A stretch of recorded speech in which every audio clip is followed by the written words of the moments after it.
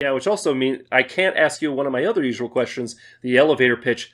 How would you define your band's musical style? It's AC/DC, but fabulous. Yeah, you did it.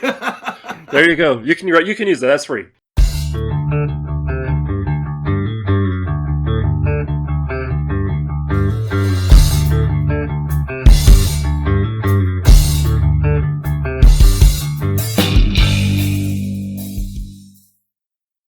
Welcome to Room 6, the channel dedicated to the local music scene and the not-so-local music scene and the people that make it. And today my guest is actually in Los Angeles.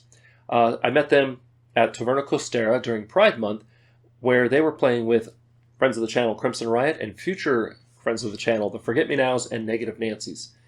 Since 2013, this band has been the world's first and only all-gay tribute band to a certain Australian rock band. And they took their fandom of this Australian rock band and turned it on its head and basically made it their own with raunchier band member names and song title makeovers. Founded by the bassist from iconic queercore punk band Pansy Division, please welcome to the channel, GayC. Hi, Chris. Hello, how's it going? Unbelievable, and thank you very much for taking out your precious time. I know that you guys are super busy, very popular band. And by the way, for if you were watching the intro and couldn't quite figure it out, the band was AC/DC, that Australian rock band. Yes, had to just dumb it down a little bit. So Chris, right off the bat, I just want to say you founded the band, but at what point did AC/DC start being like, hey, I really like singing these songs, or why don't I make a band around AC/DC? Well, very very interesting question. We had a band that was called the GayC. Yes, I was going And to ask you about that, actually. yes. And when I moved to LA in '01, a few months after I moved here, I ran into a whole community of queer musicians. And they all had different bands and different things going. And I actually produced a couple of them or went on to do that. And then a few of the individual members came up and said, we're putting together this tribute to the Go-Go's called the GayC. Would you be interested in playing? And I was like, yes, that sounds like a blast, of course.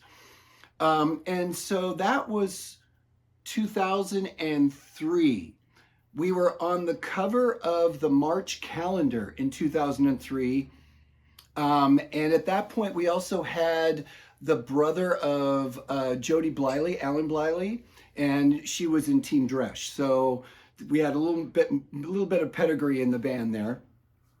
And so we hadn't played a note at that point when we did that photo shoot and became, on the calendar of the LA Weekly, or LA Times, excuse me, calendar section. So that was the beginning of it. And we kept going in various drips and drabs. Sometimes we'd be really busy. Sometimes we'd not be doing anything. And then sort of around 2013, about 10 years in, the singer was like, I'm just kind of not really interested in doing this. We added another tribute called the Donnies, a tribute to the Donnas. And so that was some fun, but he just got tired of being a front man. He's kind of, and then a mutual friend of ours passed away, Tommy Keene, and that really hit him hard. So he retreated. And so by that point, the band had sort of changed members enough that it included who's in GayC now, Brian, and also Carl, but Carl's no longer in the band. He's replaced by Clint, but Carl was an original member. So the three of us were like, well, what other, we like playing together. What other bands could we do? And I believe it was Carl who actually said, well, what about, just laughing like GayC, and he was playing Back in Black riff or something. And I was like, well, wait a minute. That actually, and within a few minutes, I got the logo, I got the, the boa around the bolt, it all started to come together.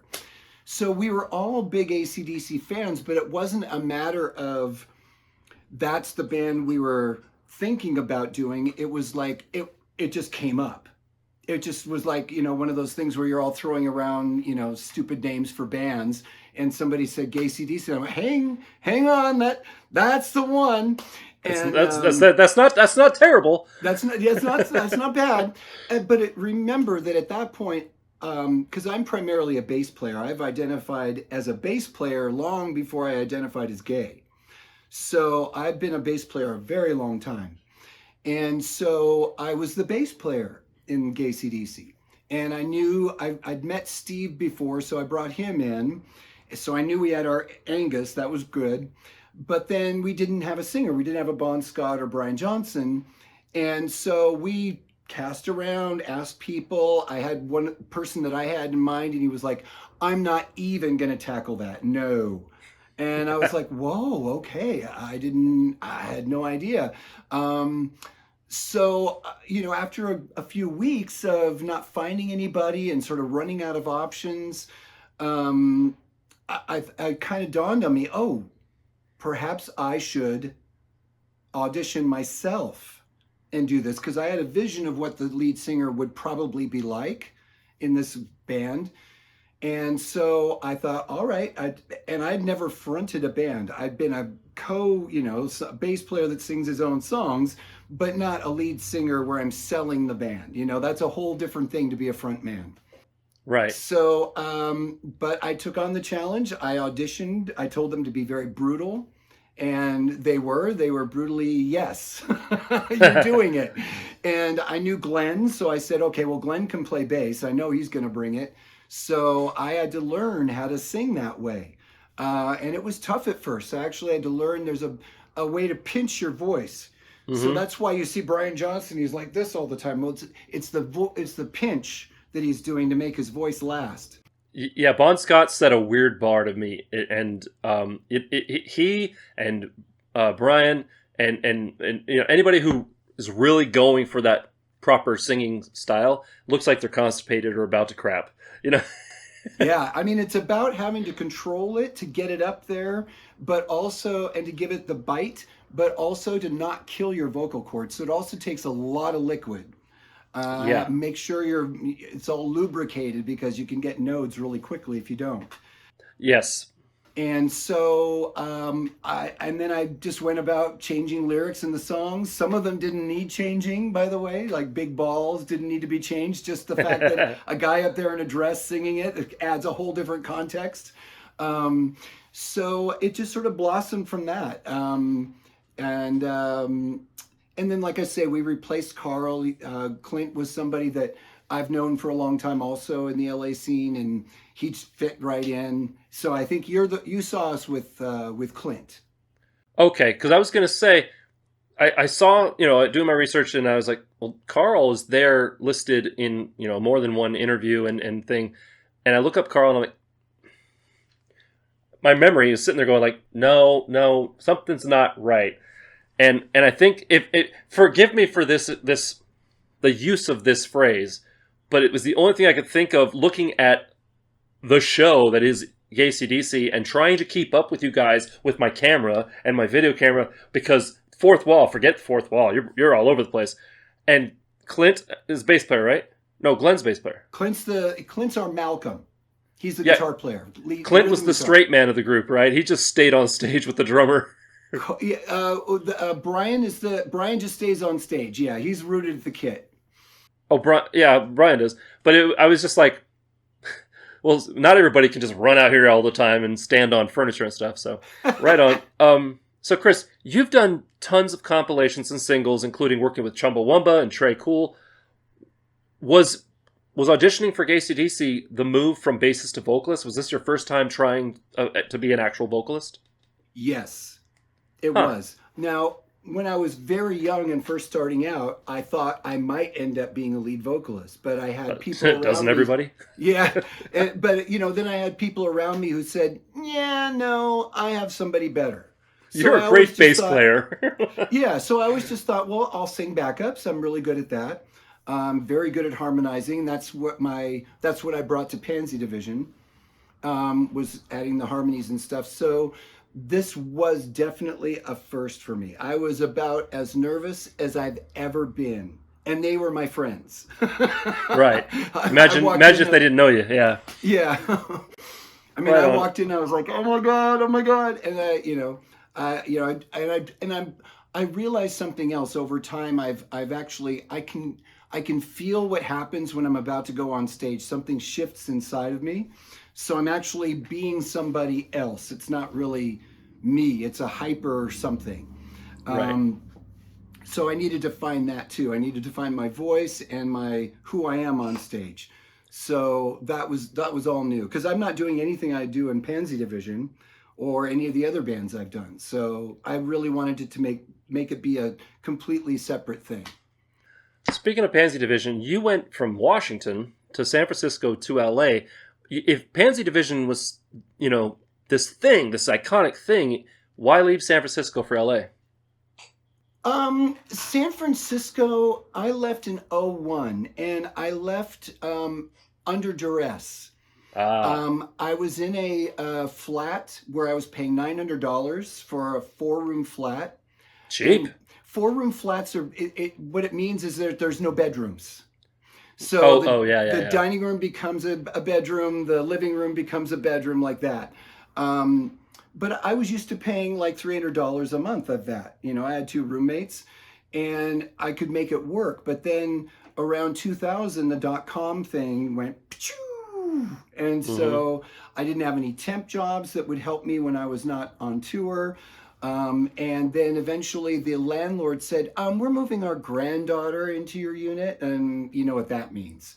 Yeah. So they had already revamped, remodeled some of the other units in our building. So I was like, all right, I'm being forced out. And at that point, now I'm looking at like a shoebox in the Mission for Mm-hmm. $1,200. That was like 4 times what I was spending. There was no way I could afford to stay in San Francisco. And that was a shame. I tried as much as I could. I got a full-time job, and it just wasn't going to work. So and then LA just seemed a way cheaper option, which was ridiculous to me. And it's not anymore, but Yeah. it was at the time. It was really easy. So, and there was an area called Silver Lake that I moved to. And after a while, I'd run into so many people from San Francisco, we started calling the area San Frangelis because it was like all these transplants had moved down, you know, like I got pushed out too. I couldn't afford it. Um, That sounds a lot like. Oh, I'm sorry. Go ahead. no, and that's really why. No, and it makes sense. I wasn't sure whether like Pansy Division had kind of like imploded, and or there was you were there was some other reason like, oh well, I met the love of my life and in L.A. or whatever. So never. But that's it. What you said about San Frangelis sounds a lot like in Las Vegas. You know, there are more native-born Hawaiians in Las Vegas than there are in Hawaii, the state of Wow. Hawaii. It's called the Ninth Island, and yeah, like some of the best Hawaiian food you'll find is in Las Vegas or in at Wow. least in Nevada. And so it's kind of the same thing. It's like it's not uncommon to meet somebody who's like, oh yeah, no, I was born in like Honolulu or whatever, but my parent, we moved here for, and I was surprised if you were going for cheaper and you already knew doing the music thing is something I want to do. I was surprised Vegas wasn't on the table, basically. It had been earlier in the '90s when I wasn't sure what was going to happen to Pansy Division. I had a partner at the time, and we liked going to Las Vegas quite a bit. And I thought, well, maybe I'll just move there because I did know one bass player from a band that called, oh my God, what were they called? Magnified. Yeah, I think they were called Magnified. And he ended up joining Blue Man Group. Wow. So, and then he got into that whole like network and was calling people from the Bay Area saying, hey, I need this, I need that, or so I thought about it. It was definitely on the card somewhere. Um, I was also very fascinated because at that point there was just the Benway Records at the time, and that was the only record store in Las Vegas. And so I thought, well, there's got to be. I mean, this is the fastest growing city at the time. fastest growing city in the US, there's got to be some place for the kids to figure out music and do something. I bet you within a decade or so, a band will come out of here. And sure enough, the Killers did. Yep. So I was right. I knew that Las Vegas, some kids were going to get together somehow and do something. So it was always something that I considered, but I gave LA a try because some other things were happening in my life. And somebody said, yeah, let's give LA a shot. There was this band project I was also kind of involved with. Now, you mentioned, like, was there something cataclysmic in Pansy Division? And yes, there was, actually. We didn't break up because we're still together over 30 years later. But I credit the fact that we are still together with the fact that I said, I cannot tour anymore. And it was about 2001. And I said, look, I'm turning 40. I can't sleep on floors in squats with wet, damp, beer and cigarettes all over the place. I can't live like that anymore. I mean, it was fine when I was in my 30s, because really Pansy Division started after I'd turned 30. It would have been better if I'd been 20 maybe. Right. But, here I am 40. I'm like, look, I'm starting to feel it. I can't do this. Not like this. And we're not making enough money. And the music business, we were watching Napster get sued by Metallica. Mm-hmm. But we were on the other side going, no, as soon as people find it online for free, they're never going to pay for it again.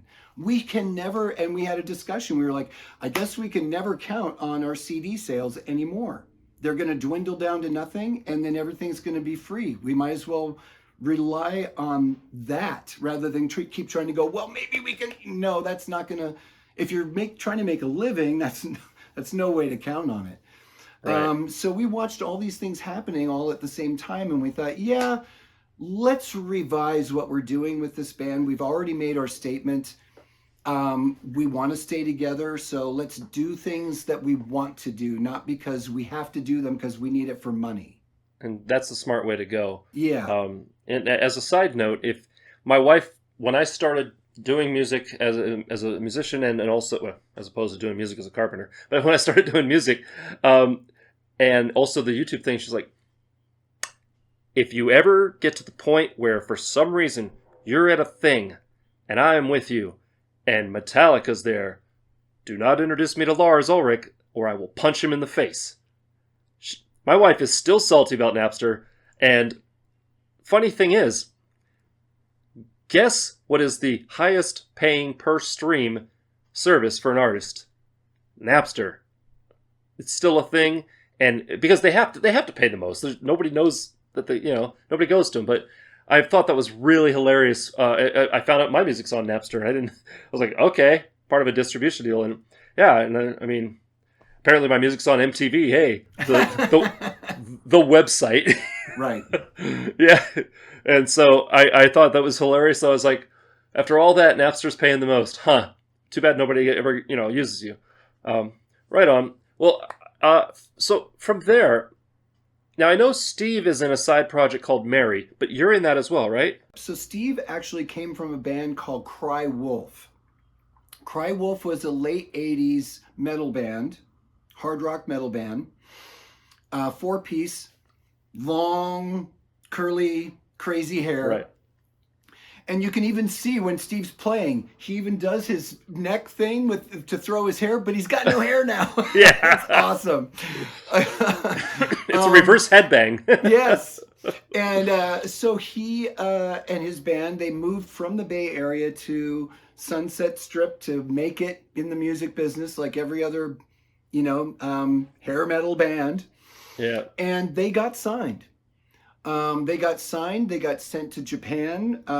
There was a Japan-only release, and they were kind of gearing them up to see what the likelihood was for them. But then a little band called Nirvana took over, and all of those bands became obsolete. And his band was one of them. They got dropped like a hot potato. They had no chance to actually, they made an album, but it had no chance to do anything because they dropped any kind of promotion or backing or anything. They just were like, you're done. So, that stings because he's a shredder and he's really good. He deserved to be well known. Um, so then, around the same time that GayC was starting up, some fans of Cry Wolf said, "Where have you been all this time? We found you because of Facebook. Put it together and we'll come." So Huh. they did a series of shows as the original lineup, and same problems, different decade. Um, but Steve had been writing all this material, and he's an amazing musician, and he comes up with the craziest music beds. So I meekly said one time, "What about giving me a shot with some of those demos? I'd like to hear them." So he gave me one. I sat on it for a year, but by the time I figured out what to do with it, because that was so different than what I'd ever written to. I'd never written anything like that. I come from, new wave and punk. Early on, I liked, metal, but I shifted from metal to punk in the early '80s just because I thought metal was stupid at that point. Um, and so I had no idea what my voice was for this music, but I liked it. It was good. And I finally figured it out, and I finally gave him a demo, and he was like, "Oh, you turned what I had as a verse into a chorus, and you flip-flopped all these things, and wow, that's pretty cool." So then I played it for the drummer and the bass player in GayC, thinking, well, maybe we'll turn this into a band. Carl said, "Nope, not doing any original music." So he was out. He kind of self-selected himself out. So the four of us tried it. The drummer said, "It's not really my cup of tea after all." And then we got Carlo, and then we called ourselves Mary. And that was the birth of that. Now, we've recorded about 12 songs, and we finished 8 of them. And since then, we've written another dozen or so. But we're just don't know where that's going right now. Now that Clint's in the band, the 5 of us have now got another project going. So, and I won't spoil it by saying anything more other than it's the 5 of us, and we're doing original stuff. So some Mary songs may be brought in, and maybe some of Clint's other band material. Glenn's got stuff. So everybody's a writer. So we were going to try and pull from all those different places. But Mary, and what happened with Mary also was COVID. So our drummer, Carlo, I met him through another tribute band that I was like, "Oh my God, you're good. Oh, you're gay? What?" And he's like, he's one of those like Terry Bozzio type of drummers, like, "Oh my God, yes. What would you think of being in Mary?" And he was like, "Yes, okay, I'll do that." He's from Switzerland.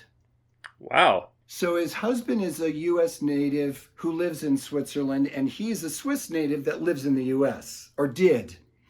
And then when COVID hit, he hightailed it home, and he hasn't been back. I mean, he's been back for like 1 month at a time, but he used to make a living from being a drummer for hire. So he would get, calls from pop bands and stuff and go out and play with them, and crazy. But that dried up, and now he's over 30, and there's an unspoken rule in the music business. If you're over 30, you ain't getting work in the pop business. No. Yeah. Yeah. If you're over 30, forget it. And that was one of the things about Pansy Division. John and I had both experienced the same thing. If you're over 30, forget it. And if you're gay, really forget it. Right. So, we had 2 strikes against us. Okay, we're over 30 and we're gay. What are we going to do? Well, let's have a social experiment. And then within a year of my meeting him, we had a record deal simply because we were doing that. Yes. It made no sense. And I'm like, okay, I'll bite. I think what draws people to GayC is just the sheer unabashedness about it, but also you're literally getting the production value of a full-on drag show in a rock show in a set sometimes, like at Taverna Costera.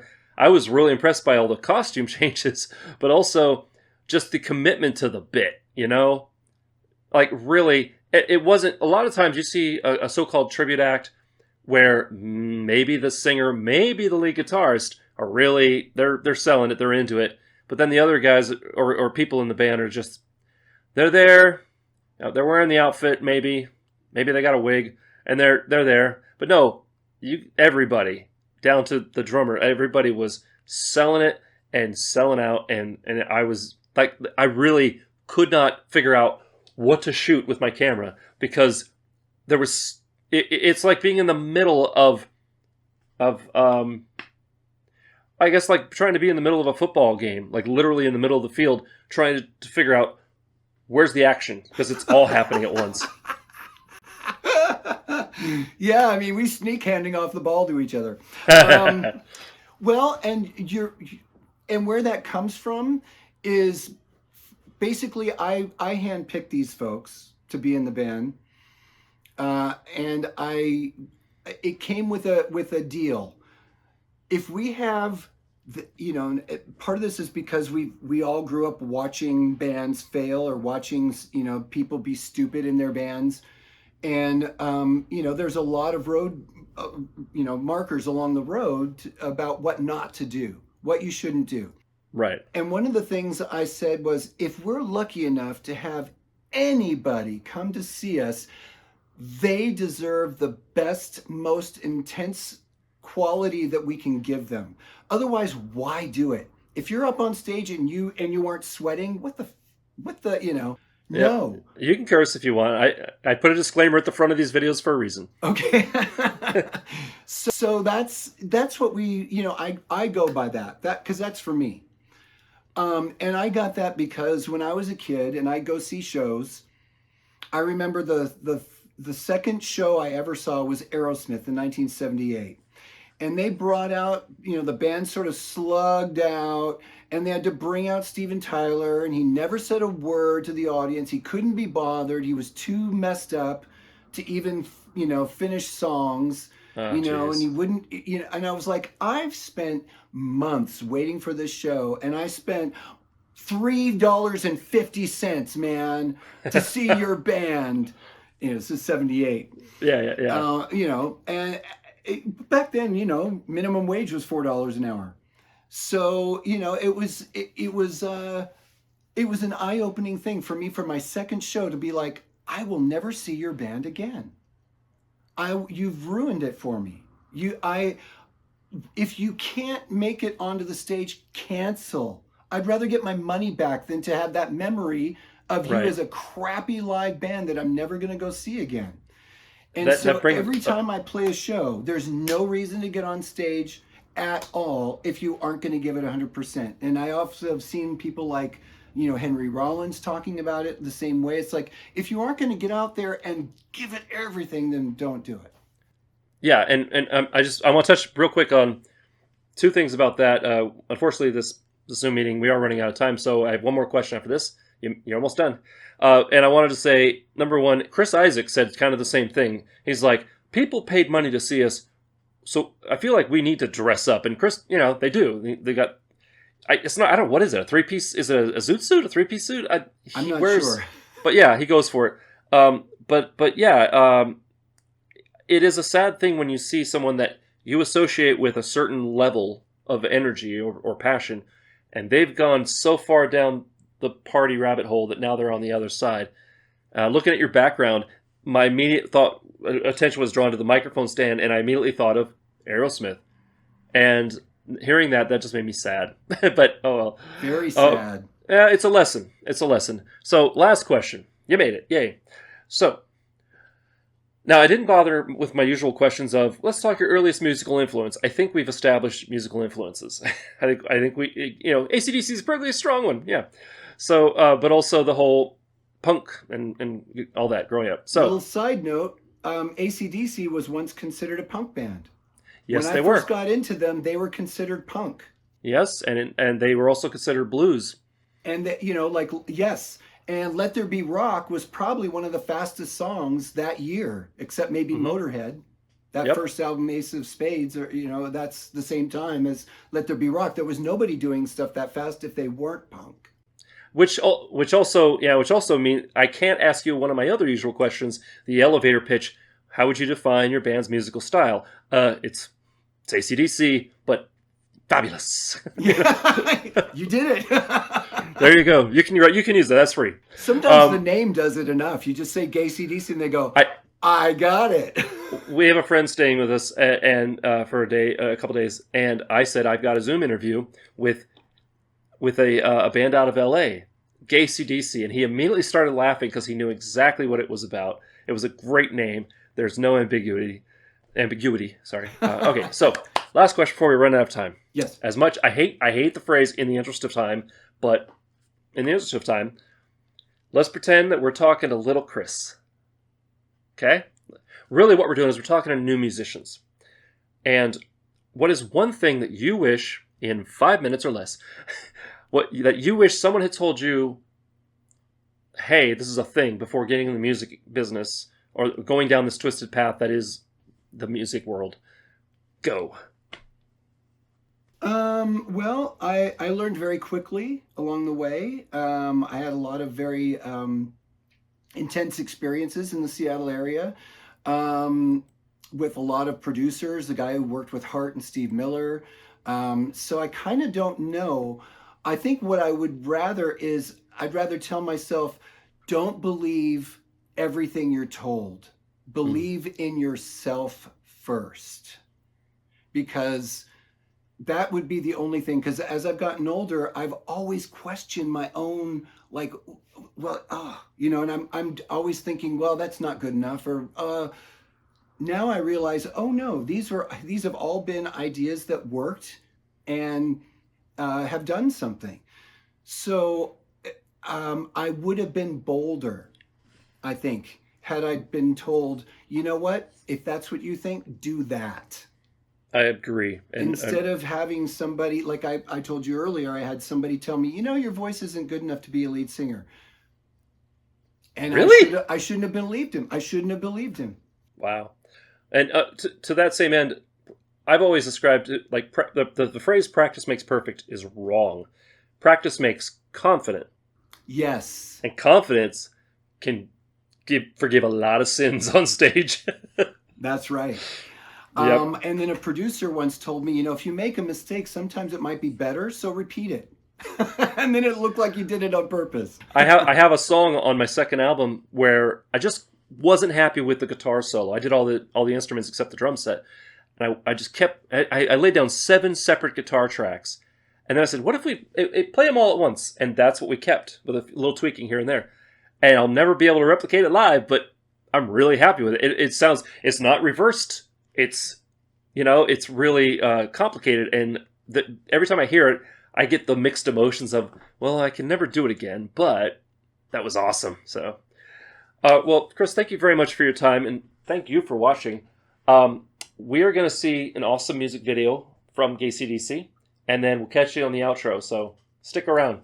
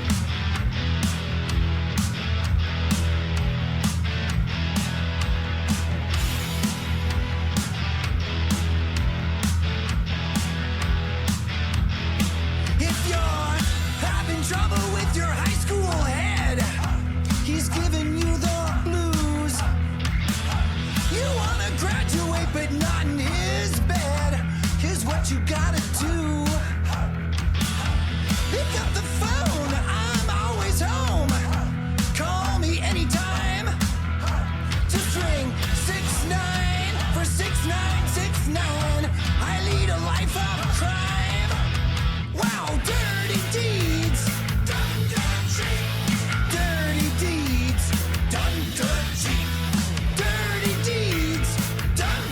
cheap.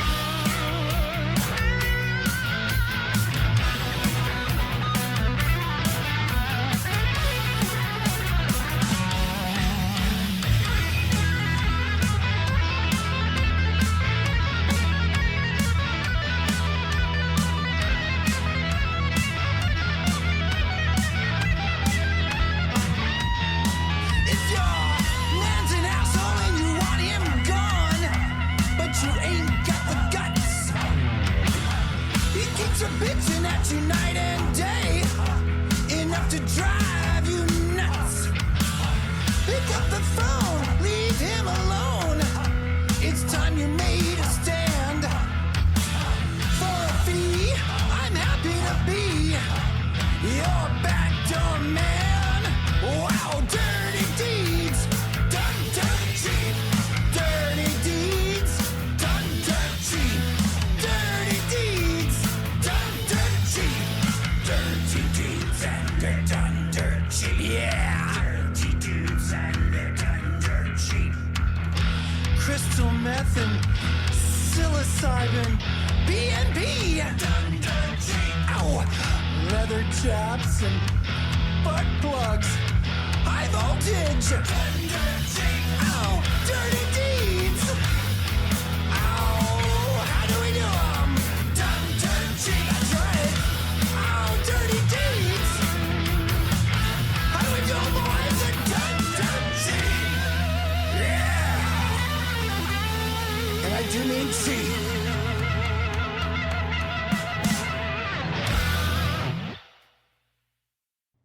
I want to thank Chris from GayC for coming on the show. It was a great interview and a great music video. If you want to know more about the band, definitely click the link down in the description so you can find out where they're playing. If you're anywhere near, you need to go see them. They're awesome.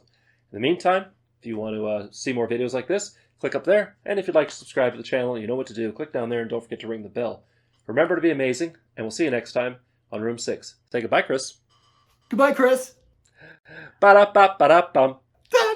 You got it. You got the laugh-in reference.